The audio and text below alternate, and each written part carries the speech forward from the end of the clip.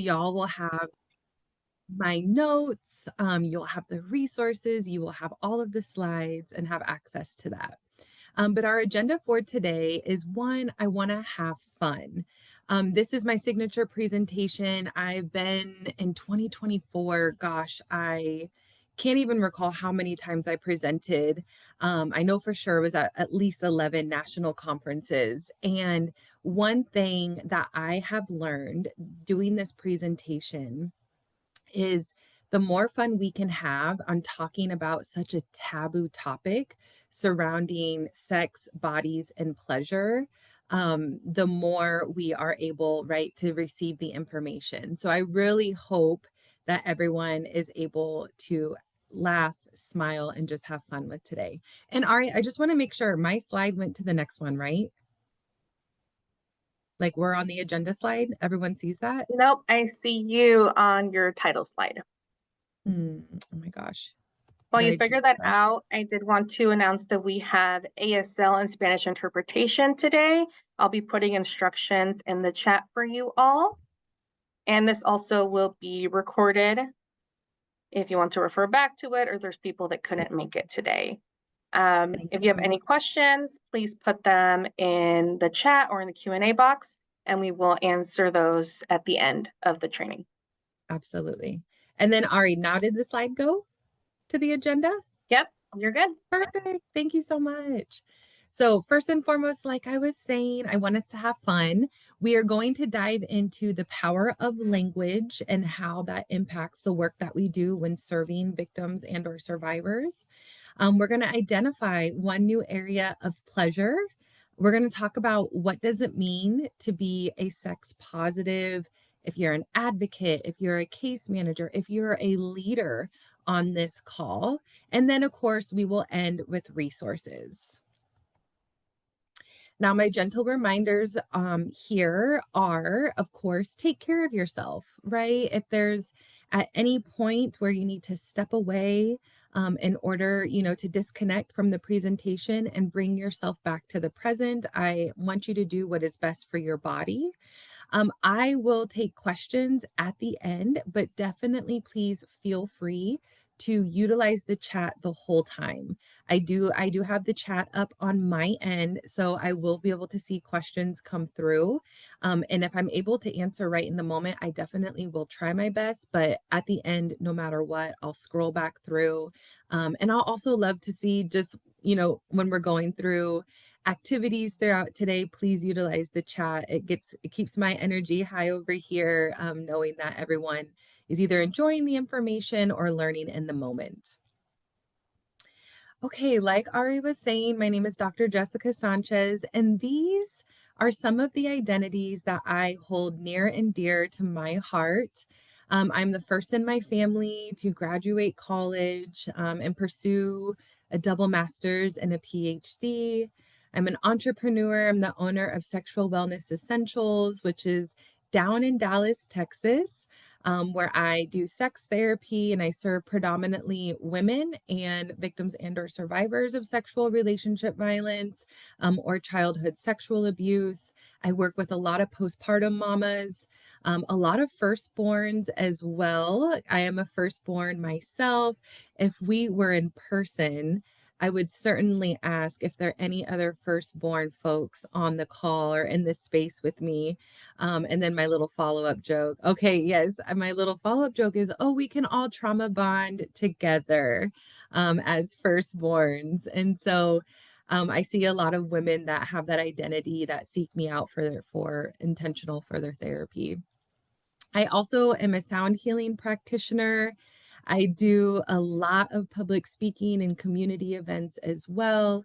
I'm a full-time professor at UT Arlington in the School of Social Work here. And before that, I was in a director role here at UT Arlington, where I was a director of student advocacy services. We have a lot of firstborns in this space. And with that, one of the programs that I led here at UTA was our relationship violence and sexual assault prevention program. And so with that, that blends right into my advocacy of 10 plus years, predominantly within the world of higher education, advocating for more trauma-informed and victim-centered rights and policies within university level settings. I'm an advocate for the LGBTQ plus community, for our Indigenous siblings, and also for our undocumented folks. I'm a licensed social worker, so if we have any other social workers in this space, I love that. I am a clinical sexologist or sex therapist. I always tell people, depending on who I am sitting next to on a plane, it depends on what identity I will disclose when people ask me, so what do you do? And also, of course, depends on my energy and whatnot. And like I said, firstborn, and then I am such a proud auntie, y'all. Thea, I have four nephews. And my sisters, they definitely made me a Thea over the past couple years, and that has been so much fun. I always say rich auntie status. I fly in, I say hi to everyone, and then I fly back home and mind my business essentially. And fun fact, y'all, I grew up in Lincoln, Nebraska, born and raised. And so I remember, oh my gosh, it's always the Nebraska Iowa game back in the day. It was like the day after Thanksgiving, and it was always such a big game. And I still feel like it's somewhat of a big game in college football just for our rival. So Midwest girly here through and through. Okay, so that's a little bit about me. And I think one of the biggest questions that I get from folks is what made you want to become a sex therapist? And I disclose this information because it ties directly to the work of this presentation that I put in together. So when people ask me this question, I always say there is three main reasons as to why I wanted to become a sex therapist. Reason one is sex education. I remember growing up in a Mexican American household with a father who was very machista. And I remember the two rules that I had growing up was one, you do not get pregnant out of wedlock, and two, everyone becomes a doctor in this family. And but I remember that first rule. No one gets pregnant out of wedlock, but then no one was talking to me about my body. I didn't have anyone educating me on what does it mean when I started my menstrual cycle? What did that mean for my body as I was evolving from a young girl to a teen, right? And into womanhood. And then I remember having this silence at home, and that same silence was almost within my K through 12 educational system when it came to sex education.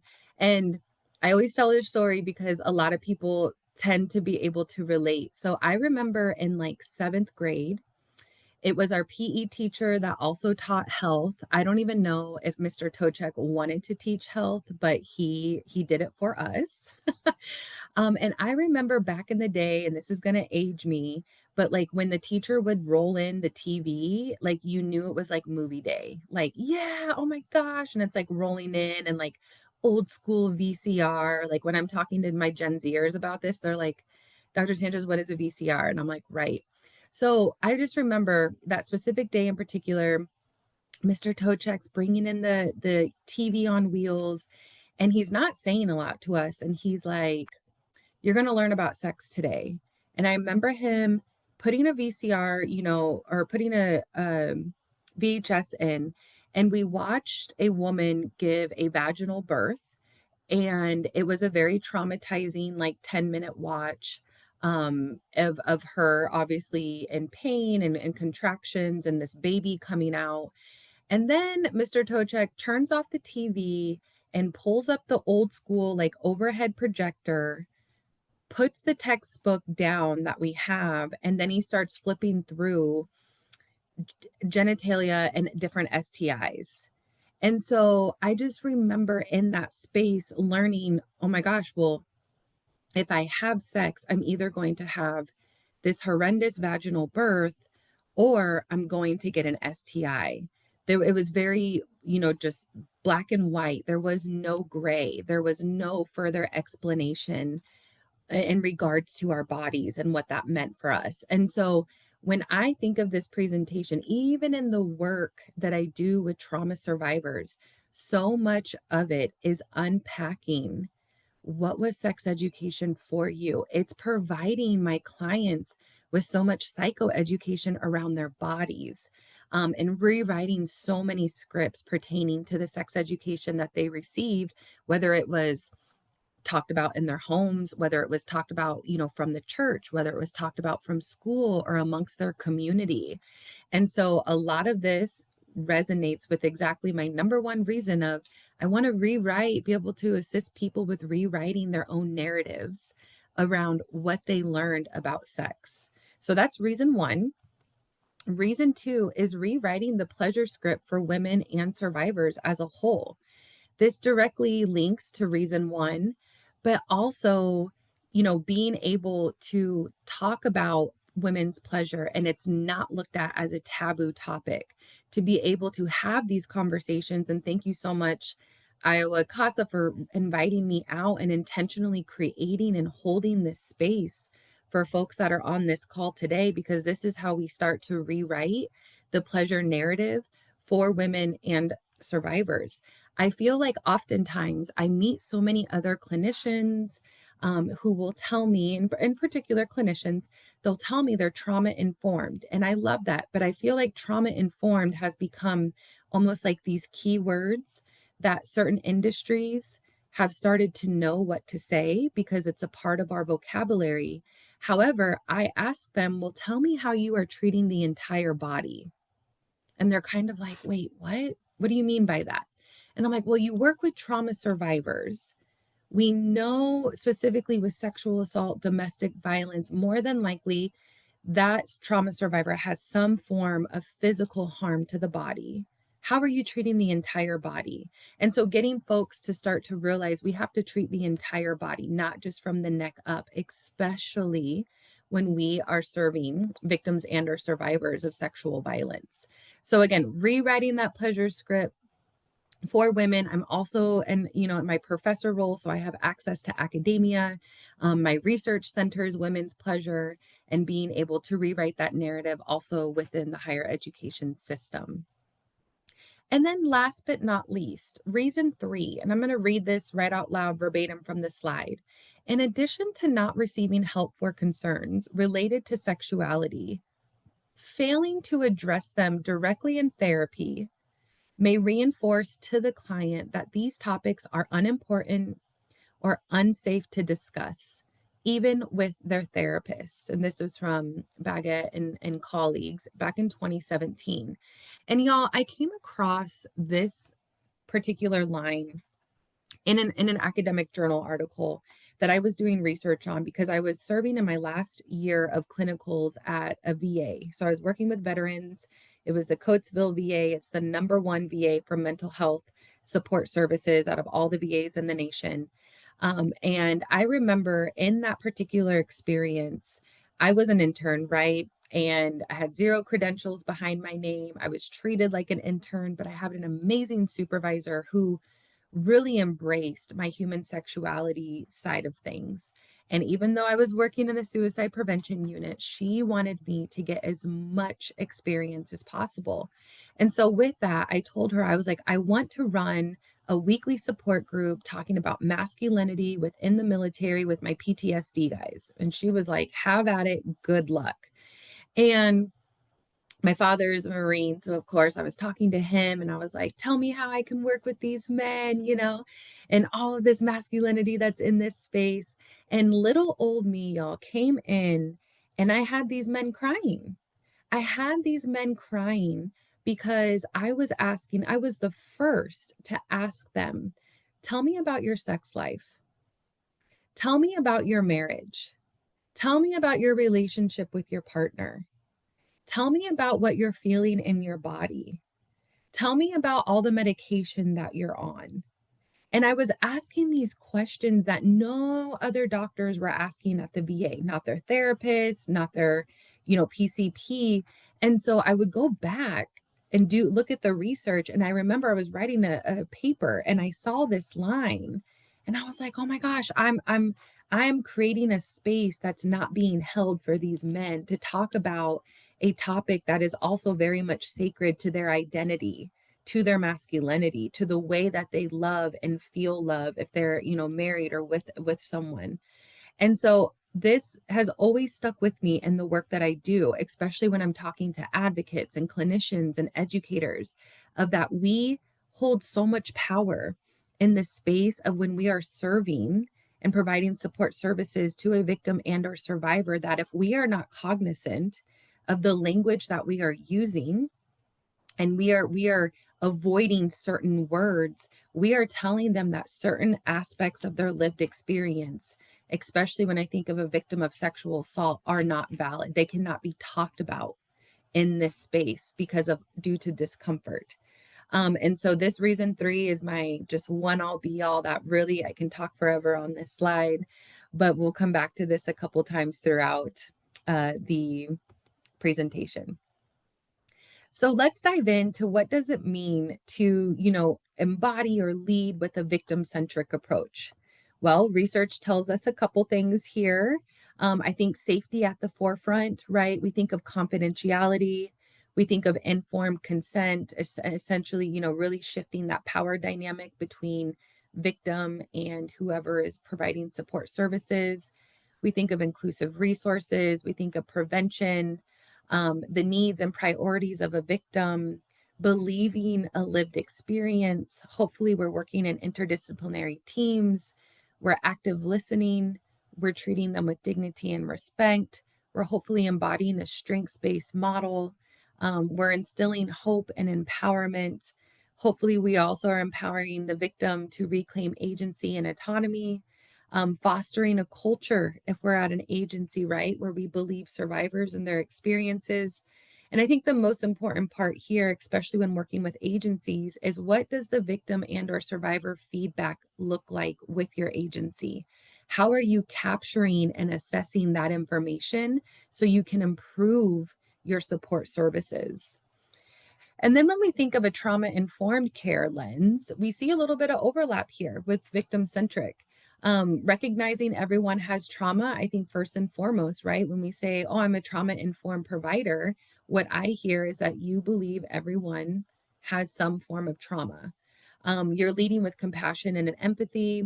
I think one of our greatest ones here is also recognizing our bias, especially as a licensed social worker. I have to maintain my license, right, through CEUs. And so being intentional about when I see a training that makes me, maybe it causes me discomfort because I don't know enough about that topic. Well, that is exactly the training I should be walking into then, because that discomfort could also perpetrate a bias, which then makes me possibly perpetrate even more violence towards, that victim that has so courageously sought support services.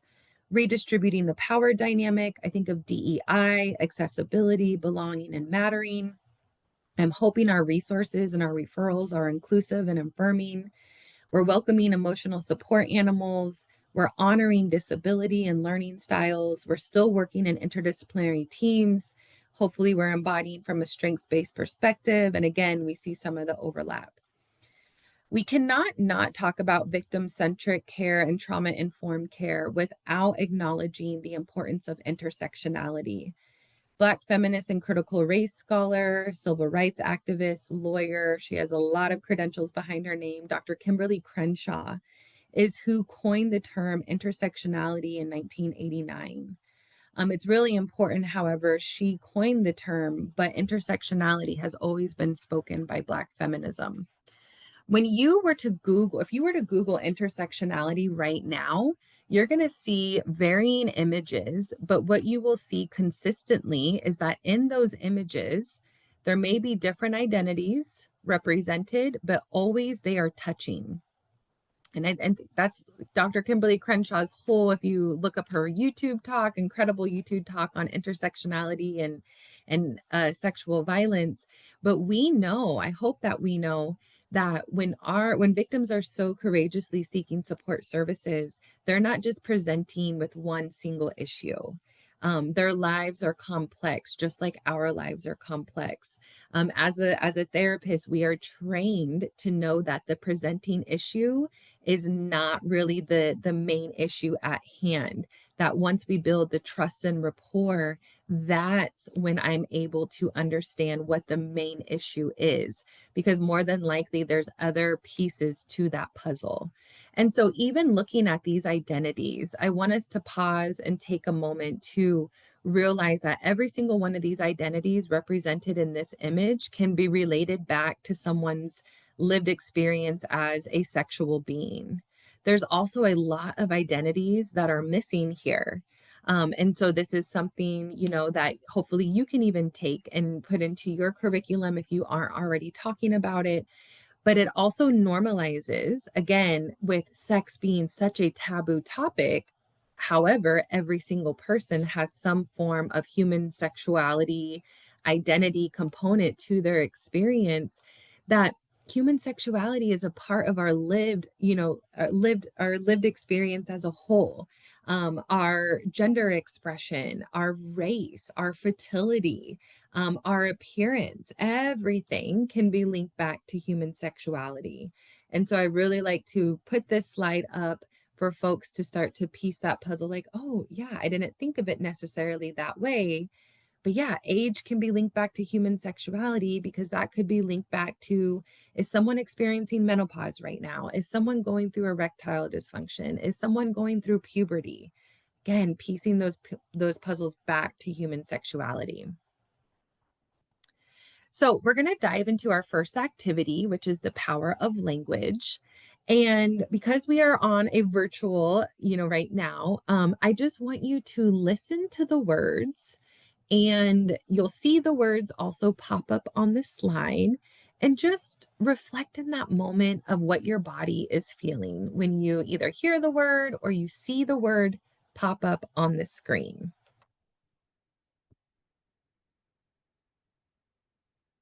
Vulva,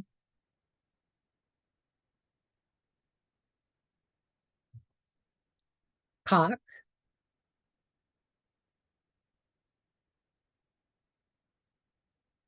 penis,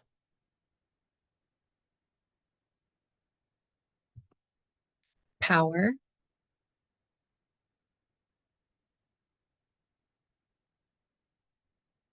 anus,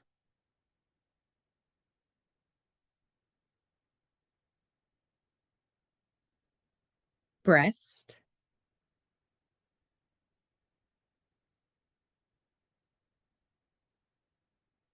orgasm,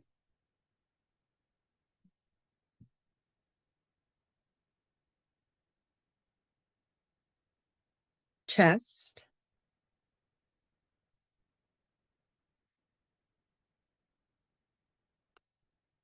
desire,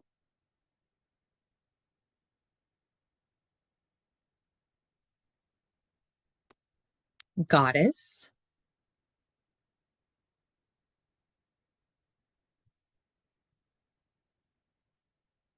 self pleasure,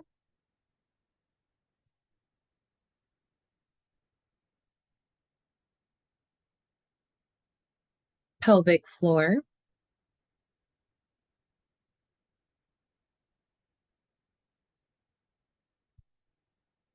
fantasy,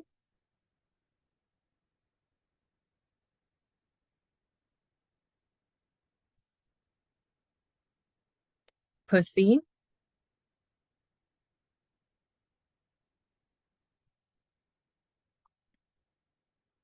and pleasure.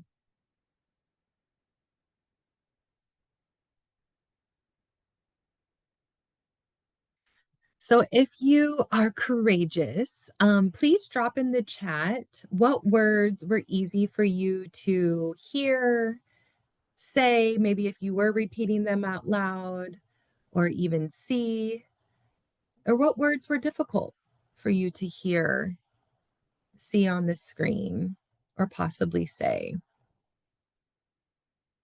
We'll see if anyone drops anything in the chat here. We were Okay, having thank you.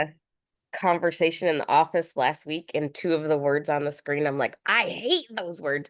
Oh, Cock, cock and pussy. Like, I don't know why, I don't know where it comes from, but we were talking about it around the office. So yeah, it's interesting that they were up there for me. yeah. And those comments are coming through too with some of those Same feels. Katie. Okay. So lots of commonality here with, and what people will usually say is, oh, well, Jessica, like the scientific words were easier for me. Because if we were in person, I would do like a call and response. And even as the presenter at times, if I'm doing a call and response and we're in person, I'll hear the volume shift in the room when, especially when I know, Samantha, like, I don't like the word cock. It brings up for me thoughts of aggressive, yep, sexual situations and carries a negative connotation. Absolutely. Thank you so much for dropping that.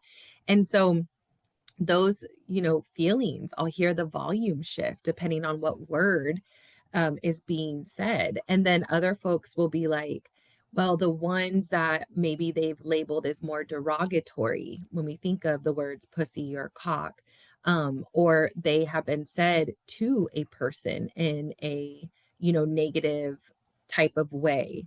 Those are the ones that people, I hear kind of the volume drop, like voices get lower or they're completely silent.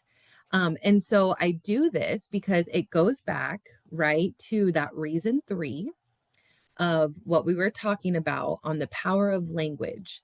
When we are serving, when we're supporting, when we're advocating, when we're providing therapeutic services, whatever the case is, of being cognizant of the language that we are using. As a therapist, one of the ways that I attempt to be trauma informed is by matching my client's language. And I get it. I went to school to be a sex therapist, right? And I'm not asking for everyone to leave this call and everyone become a sex therapist. But what I'm asking is that we can lean into the thought of, well, what does it mean to be sex positive? And if we're going to be sex positive, and the way that we offer that support, we can be cognizant of the language, right, that our clients are using and what that could possibly mean to them if we were to possibly match that language or create a space where they know that this is a topic that can be talked about. And however that shows up in that space, or is it a part of our education and our curriculum, and what does it look like there? And so I appreciate everyone dropping their comments in here. Jill, yes, it is difficult to say self-pleasure as society is very mixed on whether the act is acceptable or not. Absolutely. Thank you so much for that comment. And the way we know the power even of social media and how that could impact, right, one's perception of, if we say self pleasure, like what lane am I supposed to be in? And I would just remind, if self pleasure and how that shows up for you, of course, right? And whether it feels good for you to say, if it's positive. I also think it's really important that we understand and that we take a moment, even after today, maybe you'll continue to think about it, of like, who told us that that word was bad?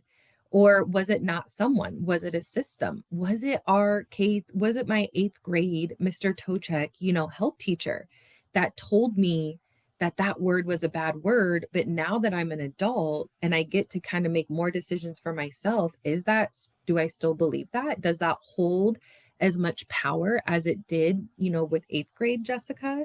And so allowing ourselves to also process what words mean to us and if they still hold that same meaning. And so I hope that, a little bit of thoughts are considered here as you move forward with the power of language and how that shows up for us. Okay, so moving into effects of sexual trauma. We have to talk about it because it's a part of this presentation and it holds so much importance here. So when we think effects of sexual trauma, responses to any sexual contact can include touching, kissing, nudity, flirting, initiation of sexual behavior, and of course, much more. When we keep it moving forward, we know that research is telling us that victims are reporting sexual concerns that are concluding or including low sexual desire. They're having sexual arousal problems. They're experiencing pain with sex when sex is not supposed to be painful. They're having difficulty with orgasm and experiencing pleasure overall because more than likely there's a lot of disassociation happening. There's emotional and behavioral avoidance happening. We said dissociative symptoms, and again, more. Last but not least, post assault, a lot of beliefs or challenges happen with that person and how, sex impacts their life, even with their body. So views on sexual relationships can absolutely change. What's deemed as appropriate sexual behavior can shift. Their overall sexual self-esteem, their desire to experience sexual activities. How does intimacy show up for them? How is satisfaction now designed? And I provide this information with so much intention, y'all, because this is what research is telling us. These are researchers who have gone out and intentionally talked to survivors of sexual assault, of relationship violence, and said, tell us how this has impacted your sex life and or your body, your pleasure, etc. And so we can't deny that, when again going back to treating the entire body, not just from the neck up, knowing that there is so much more to one's lived experience, and a part of that, human sexuality. Thinking about my veterans, if I knew this information back then, who's asking them about their sex life, who's asking them about their marriage? And so with this, I want us to be mindful of, usually I will get in hand on this slide in particular, and someone will ask me, well, what about hypersexuality? What about after post assault, when someone decides, that they want to have multiple partners? And I love the courageous question, and I always appreciate the person. And if you're my person that was thinking of that, but didn't necessarily make it to the chat, I'm going to answer it for you right now. So, if we're going to be sex positive, right, advocates, educators, leaders, and we hear that someone is making the decision to experience sexuality in a way that is feeling best for them at the time, and you've built such good trust and rapport that they are sharing this information with you. So one, don't lose sight of that. Continue to do the great work that you're doing. Two, be mindful that you do not get to choose how someone's healing process plays out for them, right? I have so many clients where hypersexuality feels good to them, where exploration with multiple partners feels great to them post assault. What I am doing as a sex positive clinician is asking them, are we wanting to get pregnant right now? And if it's a yes or a no, and then we make that, I get them connected to further resources. And are we making sure that we are taking care of our health? Are we getting our STI regular checkup? Right? I will take it further and say, what other forms of birth control are we using? Especially if she says, again, yes or no.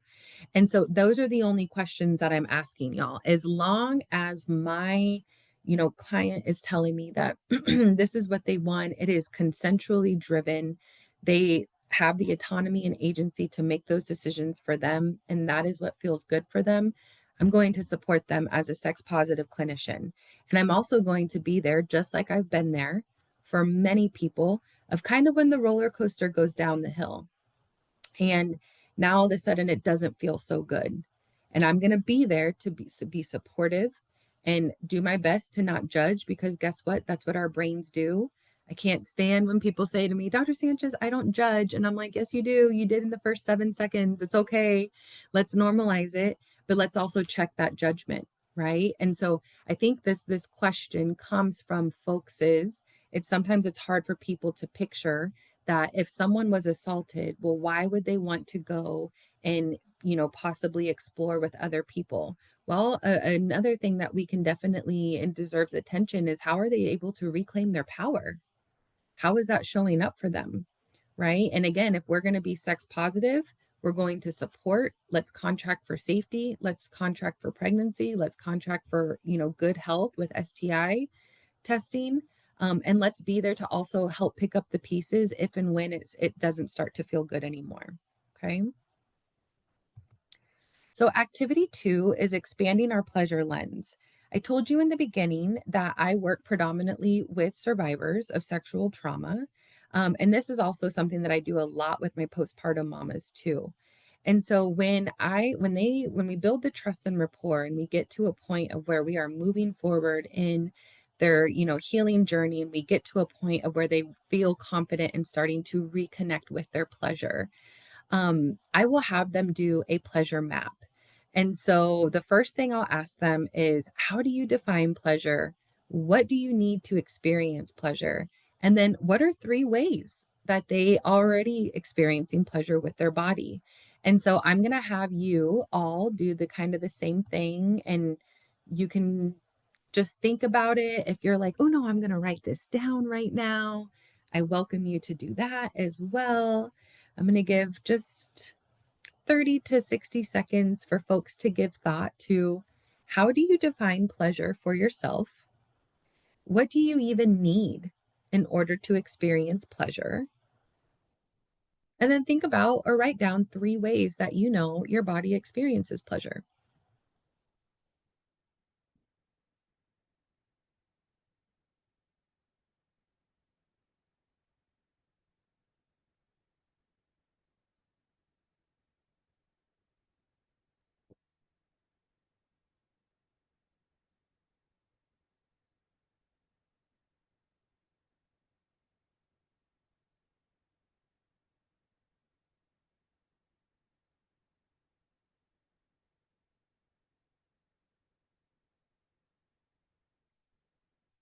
Belinda, thank you for being our trailblazer here. You must know that I'm going to ask.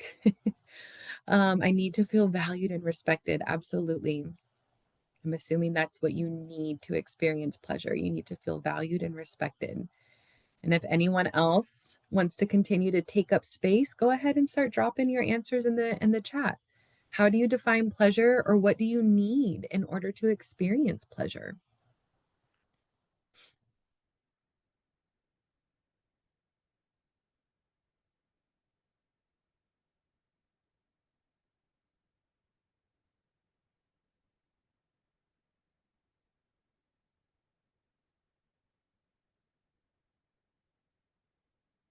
Oh, yeah, Keisha, I need to be relaxed and not distracted. Absolutely. So I hear you being like, I also need to be grounded. I need to be present.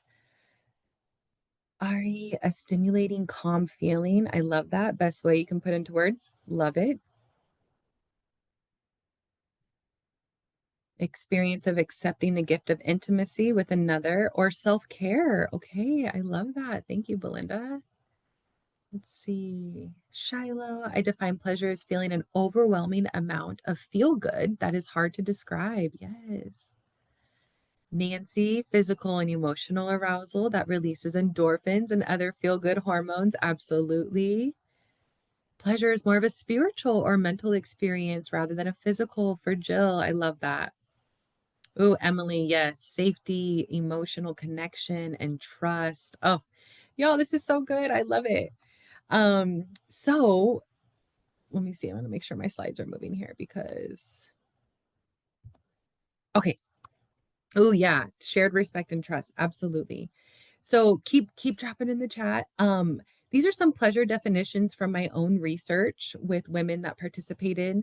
And I have different names here, obviously, for confidentiality, but Goddess says it's any form of arousal that my body is experiencing, whether it's visually watching something or physically experiencing.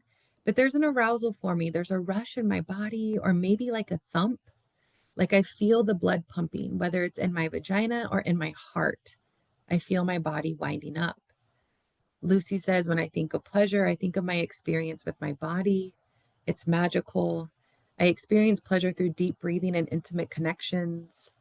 I experience most of my pleasure at the peak of intercourse, where I feel blood rushing to the back of my head.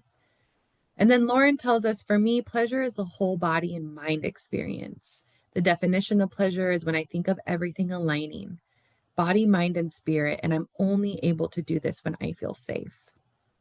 And so we see, right, the complexity and versatility of what pleasure can mean for one person, and also to them speaking in that same, definition of also what their bodies need in order to experience pleasure. I would definitely bet all my money that if I had all my research participants in one room, or even all of us, we know that in order to be grounded and present or fully relaxed or that respect is there, or the trust, and that safety more than likely is the leader. It sets the blueprint, right, for all the other things that we need in order to experience pleasure and how that shows up for our body. Continue to take up space and drop in the chat, what are 3 ways that your body experiences pleasure?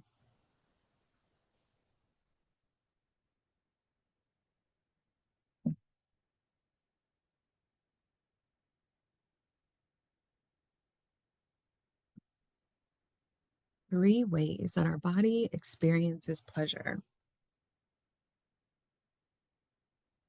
Y'all don't go quiet on me now. You've been so like, I love your energy. Keep it coming in the chat. You can drop 1, you can drop 2, you can drop 5. But what's a way that you know your body experiences pleasure? Okay, Ari, food, sex, physical contact, like massages. Okay, so I'm assuming you are physical, like physical touch is always something that you more than likely enjoy. Consensual, of course. Kissing, sex, cuddling, words of affirmation or endearment, physical touch and sex. Yes, I love that words of affirmation. Anyone else?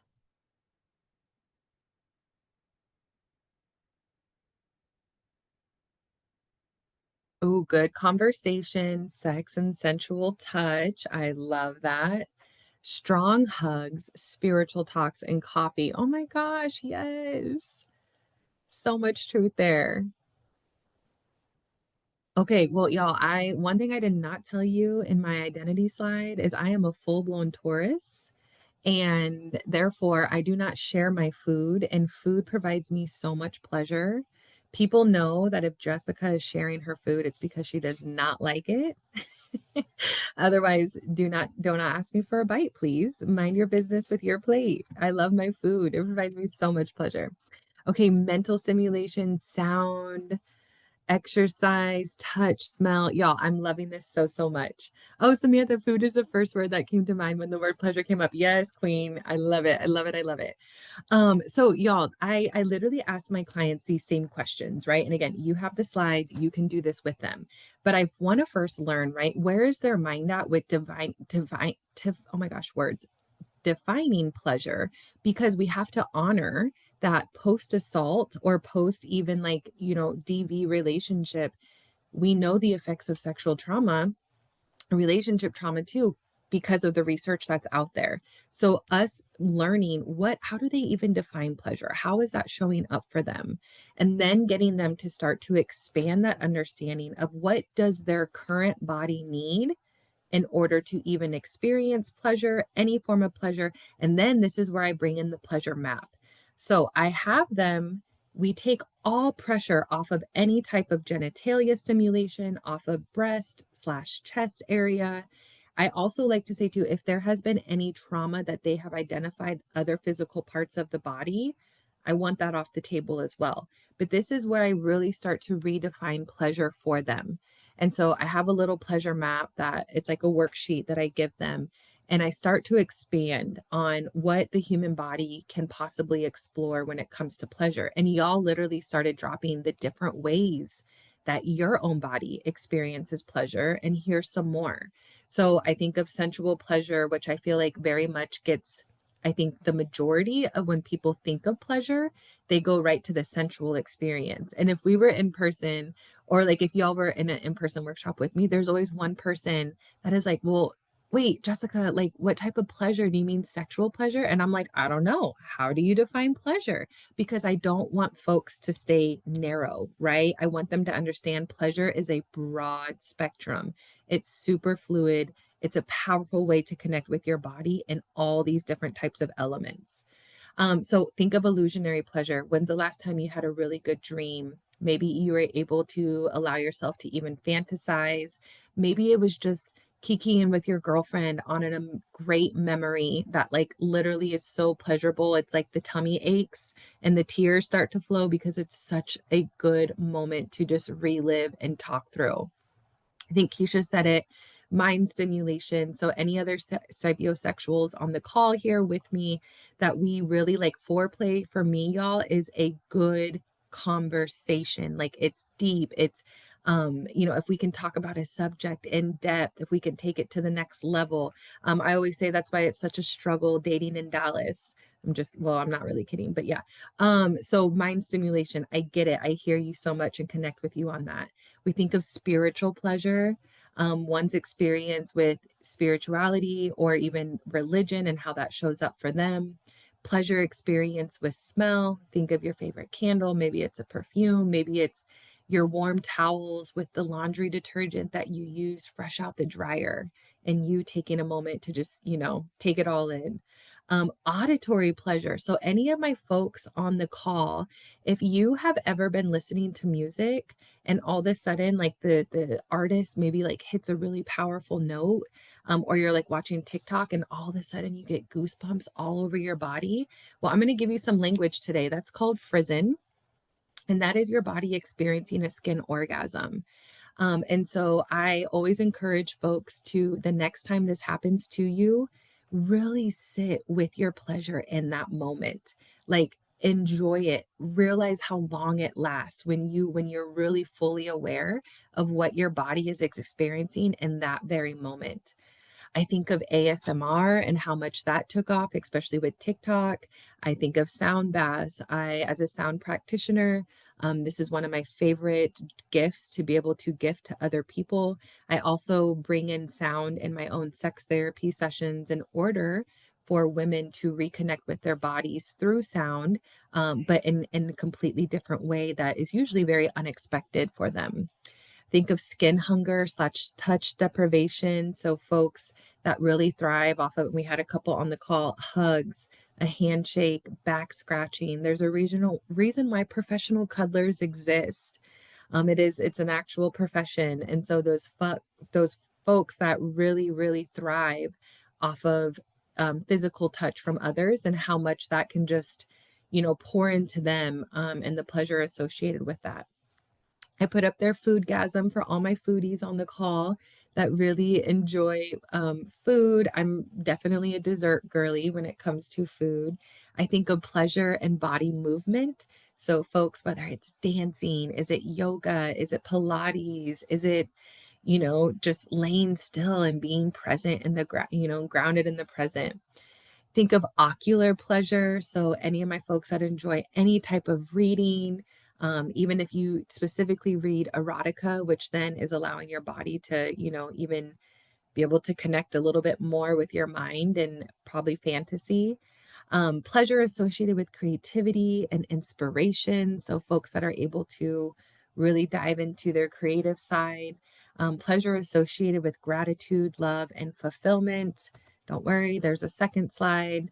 I think a pleasure associated with pressure and weight. So, I always recommend for my clients who maybe have high anxiety or struggle with depression, especially if it comes in waves. I think one of the greatest things is, invented is the weighted blankets. If we don't have a weighted blanket, but we have a partner, does that feel right for them to just literally lay with you and be present with you in that moment? I think of our fur babies too. If you have dogs, cats, anything that just can provide you that extra warmth and letting your body know that it is okay. Application of lotion, oils, etc. on your body, pleasure associated with relief, pleasure associated with Mother Nature. I love being out in nature myself and what that does for my body. I think of pleasure associated with life experiences, the pleasure of uninterrupted sleep, especially if we have parents on the call, caretakers. Usually this is one where I get like the oohs and ahs and absolutely of just what does it mean to have a 1 hour, 2 hour nap, and not have to worry about anything. The going back to kind of more the physical touch piece with massage, and then of course pleasure associated with BDSM. Really important to highlight this, especially because research is starting to come out of how BDSM is being associated with a positive way for survivors to reclaim their agency, bodily autonomy through their healing journey. And of course, so much more. If we were in person together and the whole workshop was, let's expand the pleasure lens of the human body, we would add so much more to these slides as well. But this is where, again, I have my clients, they do this worksheet and it's their own journey. They choose what speaks to them and their bodies. They'll go and intentionally put themselves in that setting of what felt right. They will reflect on it, they'll journal about it, they'll voice note about it, whatever, and then they'll bring that back to session. And again, I'm not focused on the typical pleasure that one thinks, right? Like the genitalia or sex. That's actually off the table until we have reconnected the body with all these other different forms of pleasure. And of course, with safety and consent at the forefront. So, really assisting my client in reimagining how pleasure can be experienced for their body and honestly rebuilding that trust and rapport with their own body, right? In a way, before we even dive into anything with, if it's pleasure related in regards to genitalia or sex with a partner. So this is just a moment of reflection that you can think about, even later on, but what areas of pleasure maybe spark your curiosity today? Are there things missing on the pleasure slides that you would want to add to your own map if you were to create one? And then, of course, if you learned anything new about yourself today and associated with pleasure. I saw the holistic psychologist post this on social media, and I had to snip it and take it and put it in here because it's exactly what we're talking about right now. So they said, I wish more people knew healing the nervous system is about being still. It's laying in the sun, it's being present while you eat your food, it's listening to the sounds of nature, it's letting your imagination run wild. Instead of more routine, the body needs less.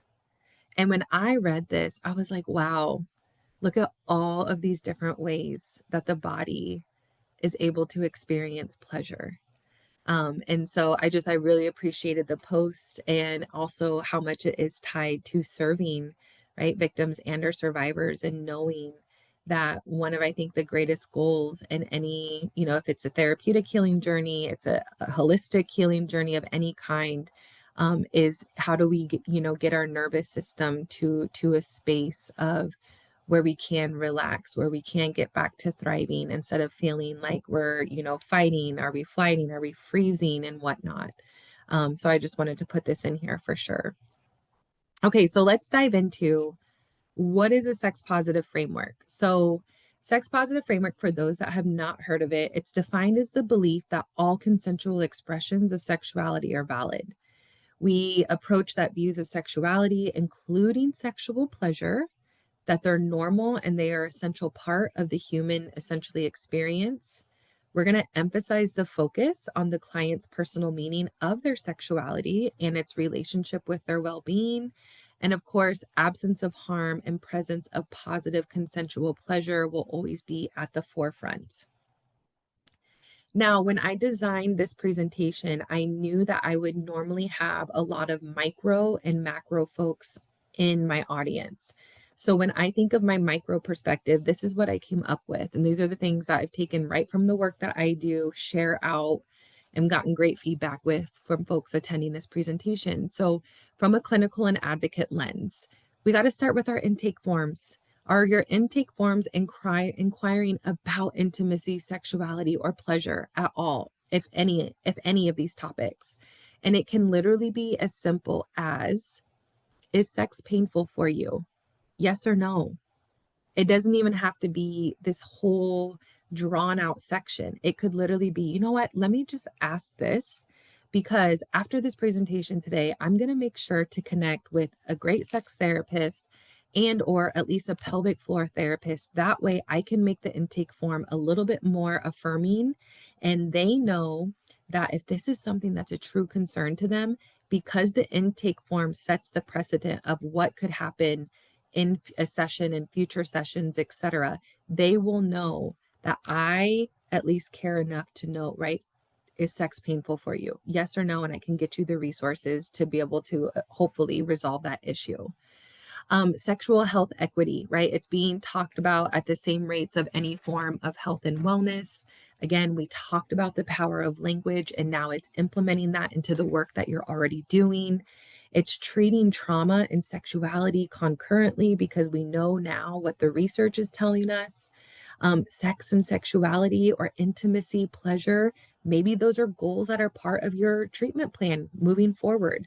Or once you build the trust and rapport with your client, you're able to, revamp goals as they, go along with their healing journey. Again, we have strong referral networks in place, sex therapists, pelvic floor therapists, trauma-informed OB/GYNs. This is definitely more for my Texas folks, but I am creating a trauma-informed OB/GYN guide here in the state of Texas because I'm so tired of women having really horrible experiences with OB/GYNs, and survivors, more importantly, having really horrible experiences with the lack of trauma-informed care that is happening in the treatment rooms. And so this has been a 9-month project. I'm hoping to have it launched in December. If anyone wants to take it on in Iowa, I'm happy to share the blueprint that I've created down here in Texas, but I'm really trying to create a wave of doctors wanting to do better and do right by women in the healthcare that they are providing. Mindfulness. So if you are a licensed clinician in this space, you might already be doing CBT. Maybe you would consider working in somatics and or sensate focus therapy. I'm happy to share what sensate focus therapy is and the documents that I use if that speaks to you. And then of course, mindfulness exercises dropped. Liz's work, who is amazing online for social media. And then again, that macro and meso perspective. So maybe you're an educator or maybe you're in the leadership role, whichever. But for my educators, so many times I hear educators doing incredible prevention work, whether they're out in the school system, they're out in the community. And I just want to remind you that if you are in that role and you're already talking about consent, boundaries, safety, it's all linked to human sexuality. Like, go update the resume. You're emphasizing as well that sexual wellness, right, is a part of the healing process. Again, going back to that sexual health equity piece, you're talking about sexual wellness at the same rates of anything else that you're talking about with your curriculum. Inclusive and intersectional, of course, as much as we can with honoring state laws. Your power of language. There's always a power dynamic in the classroom. Think about it, even in a presenter space. Right now, I've been taking up a lot of space on this call. If we were in a physical room, I would be standing up. I would be looking down at all of you. That's already a power dynamic.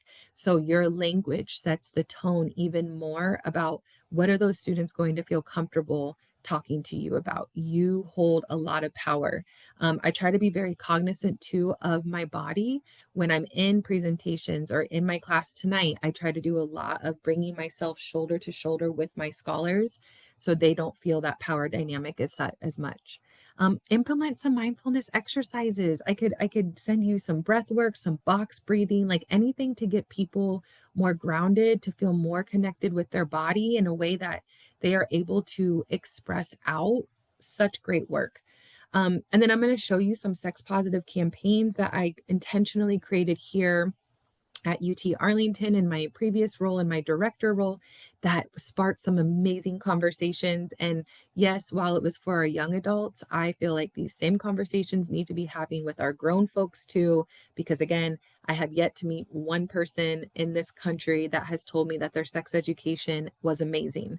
And so I think it can go both ways, right? And then sex positive resources, of course, which you're going to get a bunch.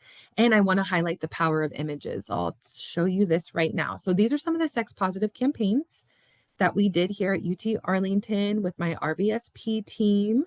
We were handing out little bags of chips and queso, and also the same, like the Crustables. They were a huge hit on campus. And so it really started to get students to talk about, right, consent and sex.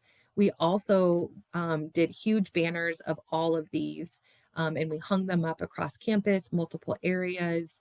And this one really got students talking because you see, like, there's two like silhouettes, right? And the beer is the same level on each one. And one of the silhouettes is saying, I can consent to sex.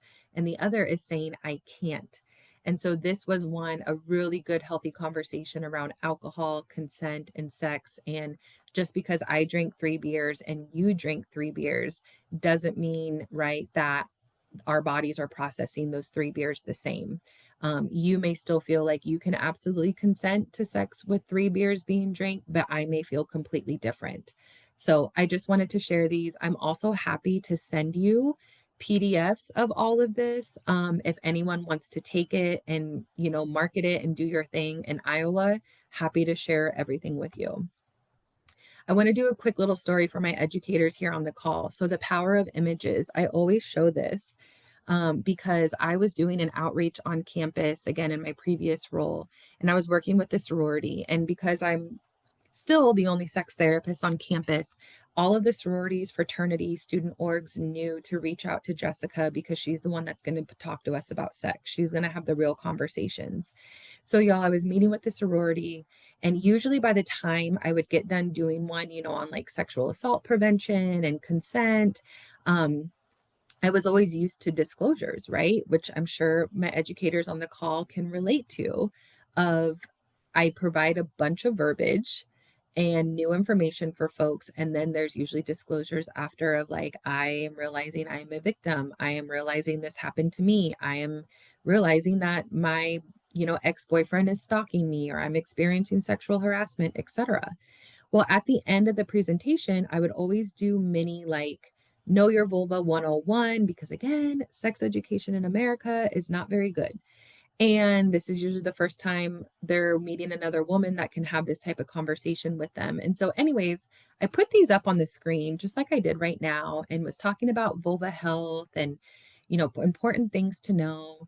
And I had a woman reach out to me after, and I'm thinking it's going to be a disclosure. Well, y'all, the disclosure was not my typical disclosure. The disclosure was, Dr. Jessica, something's wrong with me. And I said, okay, tell me more. And she said, when you were talking about Vulva 101 and we were doing a little mini activity, I realized quickly that I am not like my other sorority sisters. I said, okay, tell me more. And so eventually she gets to the point of telling me that sex has always been painful. She's never been able to actually have sex with her boyfriend. Any form of penetration, horrible pain, stabbing pain. She said it felt like I was experiencing ripping of some sort, like something's not right. She said my periods, always horrible. I could never use a tampon. And so what we ended up, I helped her get to a great OB/GYN. And what ended up happening is she learned that she had an imperforated hymen. And so her vaginal opening was the size of an eraser on a pencil, y'all. And because no one had ever talked to her about her body, she thought that this was normal until this presentation, not this presentation in particular, but this slide. And so I share this story because if I would have never put up these slides and did my quick little Vulva 101 presentation, I mean, she was 19, 20 years old. I don't know how much longer she would have went, right? Her whole life, who knows, of being like, this is my normal. Wait, no one else goes through this. And so again, the power of images can do so much for you in a presentation, and you never know literally whose life you're going to change or just help out in a way that is life-changing for them. And then last but not least, I'm not going to go through all of these, but please know, again, you have my PDF. These are some of my go-to resources when people ask me, especially victims and or survivors or folks doing the work. I love Dr. Brado's work right here in the middle, Better Sex Through Mindfulness, How Women Can Cultivate Desire. She has some great mindfulness activities in there that I do all the time with my clients. She specializes in cancer survivors. So there's loss of predominantly breast cancer survivors. And so a lot of that resonates with, loss around the body, the loss of power, the loss of or really like grief work, right? In a way. And so the book is just a wonderful read. Want by Julie Peters is another fabulous one. There's also some amazing ones coming out at the end of this year that I can't wait to get my hands on, read, and then hopefully add to the resource list as well.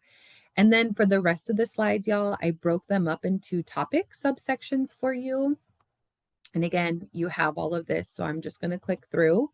Decolonizing mental health in the body, one of my favorite sections to give a shout out to. None of those reads are bad.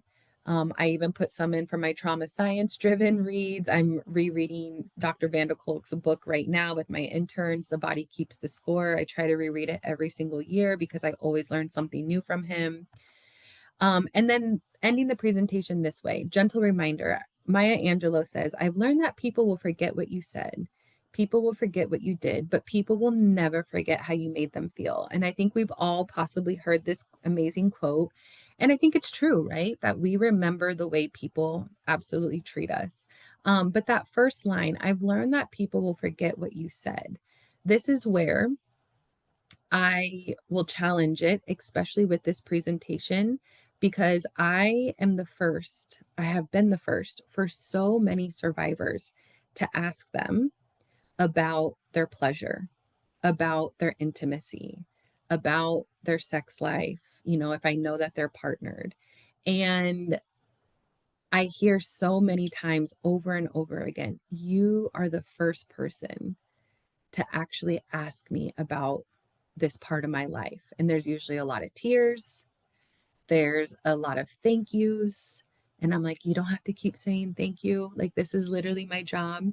And so I always share this part because I think it's very important for everyone to take away that just that one simple question, right? Is sex painful for you? Or maybe it's an open ended question on your intake form saying, tell me how intimacy is, and showing up in your life right now and allowing them to write whatever comes to mind. But you could be there first, and they, I guarantee, are not going to forget what you said to them. And then my greatest hope today, y'all, is that I hope you've been able to laugh or smile at least once, that new pleasure and sex positive advocates were created in this space today. And then this is the most important, that each of you realize your pleasure matters first and foremost. Because if you don't feel like your pleasure matters, the work, there's no ripple effect. It stays just literally right where you're at. But if you genuinely believe, or even after today, you're feeling a lot more empowered and you're like, you know what? No, you're right. I need to give this part of life some more love, or I'm going to be much more intentional about how I describe pleasure and how that shows up for me. And then it's the ripple effect in your own work that you do. So I really, really hope you realize that your pleasure matters. Absolutely. And then last, intersectional and inclusive pleasure with advocacy. There's a lot, right, that we did not touch today. So I always end on this, and that the work is always continuing no matter what. Y'all, thank you so, so much for being here with me today. Of course, stay in touch. You have all of this. I'm going to try to stop sharing real quick so I can see faces. And also happy to answer questions, or you can tell me thoughts, feels, anything. Thank you so much, Dr. Sanchez. I've loved this. Thank you for being here with us so we can give her some love in the chat. We do have one question so far. What is the difference between a vulva and a vagina?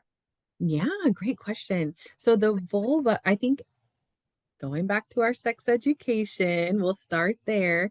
That I think in our education world, we label the vulva as the vagina, when really the scientific correct term of the anatomy is vulva. And then the vagina is inside the vulva. So think of your vaginal canal, that's your vagina. But I think society has kind of just normalized that, oh, it's the vagina. And there's nothing wrong with that. But if we want to be scientifically correct, it is the vulva. Great question. And yes, Brittany, can we get the PDF forms for the I think Brittany's talking about the graphics, right? Yep. Okay, cool. Other question, what type of somatic therapy did you mention after CBT? I think you're thinking sensate focus therapy. So I'm happy to send that as well.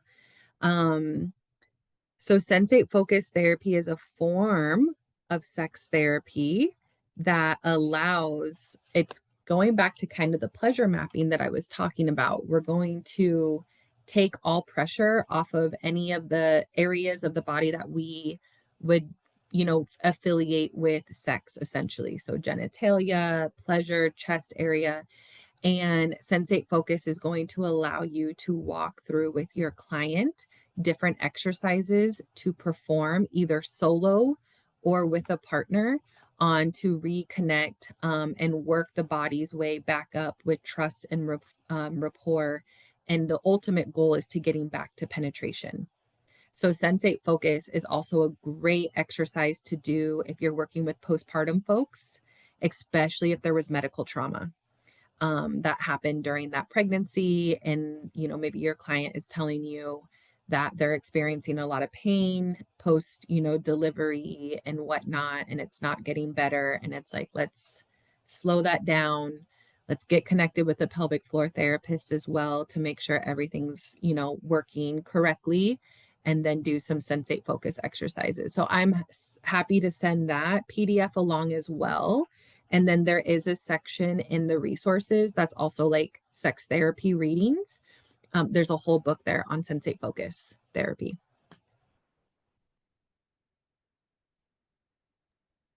Thank you. No, don't hesitate to email me directly too for anything that you need. I love these calls too. I think too, when people are like, hey, can we do like a quick like client, consult? And I'm like, yeah, like anything I can do to help. So please lean on me for any support that I can offer. Any other questions from anybody?